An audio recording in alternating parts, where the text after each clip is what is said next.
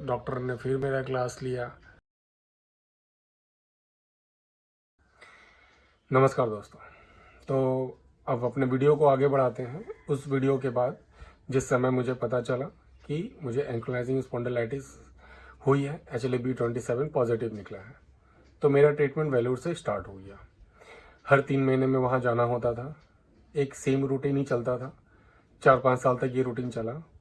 शुरुआत के 4-5 साल तक उसमें क्या होता था कि 3 महीने में जाना, कुछ ब्लड टेस्ट होती थी, उनको ट्रैक करना होता था, उसके हिसाब से मेडिसिन के चेंज होते थे या मेडिसिन के पावर बढ़ते थे, और मेरा कंडीशन जाना जाता था कि पेन कैसा है। अगर पेन ज़्यादा बताऊँ तो पेन किलर बढ़ जाए, पेन किलर का पावर बढ़ जाए, और कंडीशन नॉर्मल बताऊँ तो वही सेम पेन किलर रहे। जब बोला जाता था कि जब बोला करता था मैं कि इस जगह पे पेन पहले ज़्यादा होता था, अब यहाँ ठीक होके फिर यहाँ पेन हो रहा है, तब उनका एक ही चीज़ कहना होता था, पेन पूरे बॉडी में है, बस जिस जगह पे पेन ज़्यादा बढ़ रहा है तुम्हारा दिमाग वो बता रहा है कि वहाँ पर पेन है, जिस जगह में पेन कम होता है वहाँ का बारे में पता नहीं चलता है। तो ये सिलसिला चालू हो गई। पेन बिकता रहा, वो मेडिसिन, पेन किलर मेडिसिन से कन्वर्ट हो गया इंजेक्शन के ऊपर, जो हर वीक लेना पड़ता था। एक साथ ही 3 महीने का कोटा का इंजेक्शन लेके आता था, फ्रिज में मेरा इंजेक्शन भरा हुआ रहता था। तो ये लाइफ चालू हुई।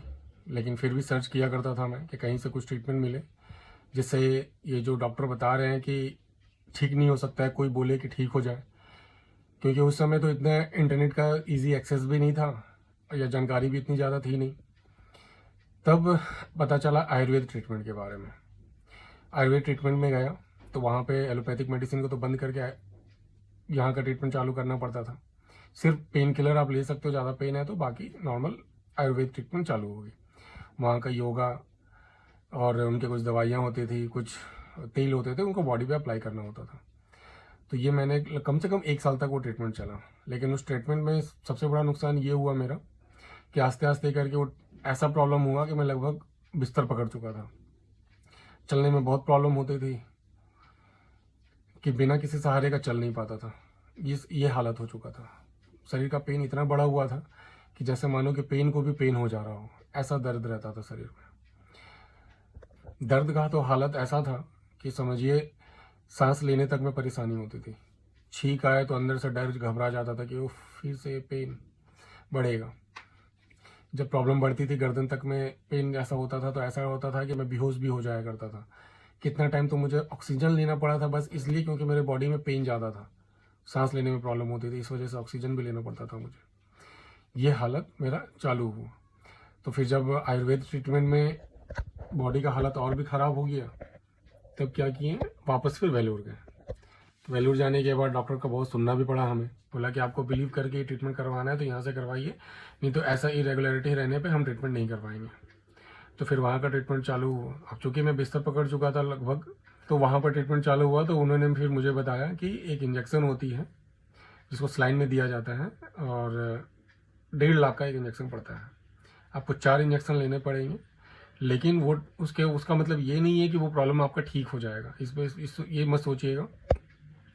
लेकिन काफ़ी लंबे टाइम तक आपका ये पेन नहीं रहेगा, बॉडी काफ़ी अच्छा फील करेगा, और जो आप बिस्तर पकड़ चुके हैं, जो चलने में प्रॉब्लम हो रही है, वो ठीक हो जाएगी।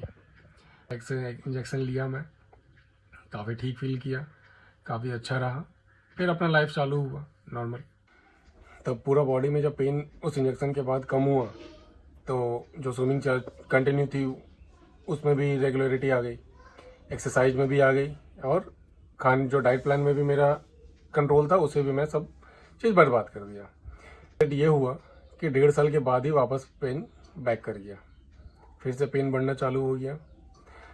अब ऐसा हालत हो गया कि अब वेलोर में गए तो डॉक्टर बता रहे कि अब आपको हर 6 महीना में एक लेना पड़ेगा।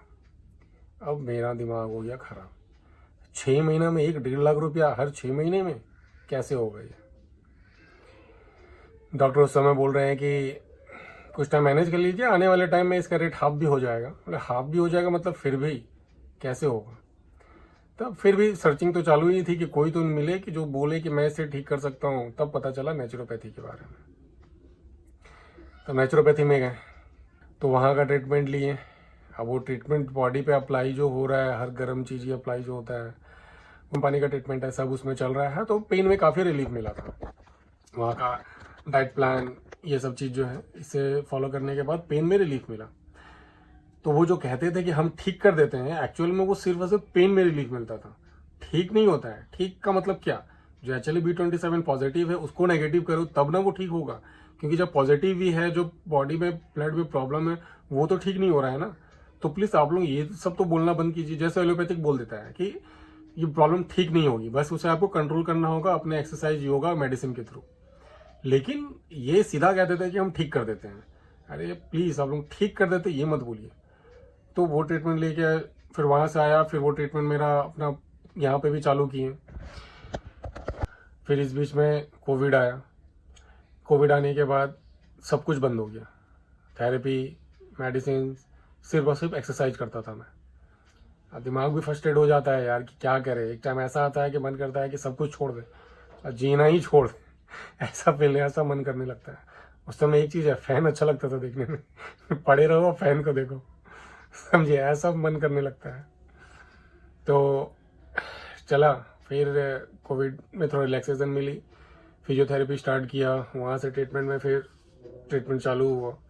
अब फिजियोथेरेपी कर रहा हूँ लेकिन बॉडी में और ज़्यादा ही, क्योंकि हिप जॉइंट्स तो प्रॉब्लम मेरा पहले से ही हो चुका था, अब वो और ज़्यादा बढ़ना चालू हो गया। ऐसा हो गया कि चलने में प्रॉब्लम हो गई, पैर उठता नहीं था, इस तरीके का हालत हो गया। अब एक कदम आगे बढ़ाने के लिए भी किसी का हाथ पकड़ के चलना पड़ता था, इस तरीके का ये हालत हो गया। ये लगभग मैं आपको 1-1.5 साल पहले की बात बता रहा हूँ, अभी से 1-1.5 साल पहले की बात। तो ऐसा हालत हुआ, तब सर्च करने से फिर मुझे रेमेटोलॉजिस्ट के डॉक्टर भुवनेश्वर में हैं, उनका पता चला, तो वहाँ पर गया। वहाँ पर भी हिप जॉइंट्स में इंजेक्शन दिया और पेट में दिया।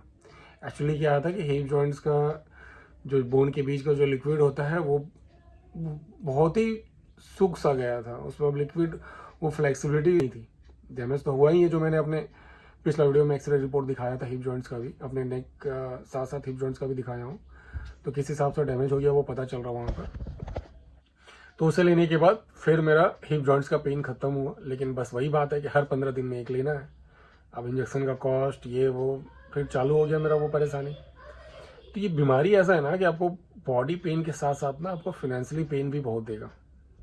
अगर आपको ये जब शुरू में ही अगर पता चल जा रहा है कि ये प्रॉब्लम है, तो शुरू में ही आप अपने रूटीन डेली डाइट, एक्सरसाइज और रेमेटोलॉजिस्ट के दिए हुए दवाइयाँ, इससे आप अपना कंट्रोल कर लेंगे ना, तो आपको लॉन्ग टाइम में एज बढ़ने पे भी उतनी परेशानी नहीं होगी जो मैंने झेला है।